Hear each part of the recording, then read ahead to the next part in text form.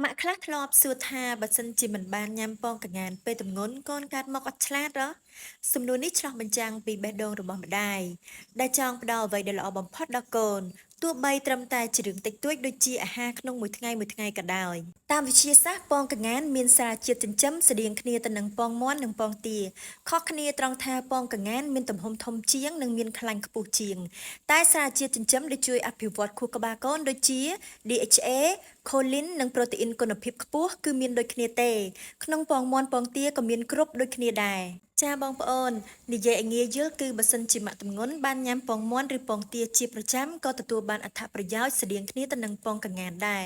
មិនចាំបាច់ព្រួយភ័យថាអត់បានញ៉ាំពងកង្ហានកូនកើតមកមិនឆ្លាតនោះទេព្រោះអ្វីដែលសំខាន់នោះគឺមិនមែនស្ថិតនៅលើពងប្រភេទណាឡើយតែស្ថិតនៅលើភាពជាប់លាប់នៃការញ៉ាំអាហារដែលល្អចំពោះសុខភាពម្ដាយនិងកូនទៅវិញទេហើយក្រៅពីនេះពងមាន់ថែមទាំងងាយស្រួលរំលាយជាងនិងមានតម្លៃធូរថ្លៃជាងឆ្ងាយណាស់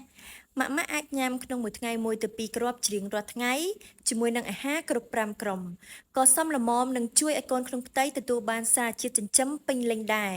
តើពេលទម្ងន់ម៉ាក់ធ្លាប់ញ៉ាំពងណាខ្លះហើយមានអារម្មណ៍ថាខុសគ្នាដែរអត់កុំភ្លេចចែករំលែកបទពិសោធន៍នៅខាងក្រោមវីដេអូនេះផងណាវីដេអូក្រោយយើងនឹងមកមើលជាមួយគ្នាថា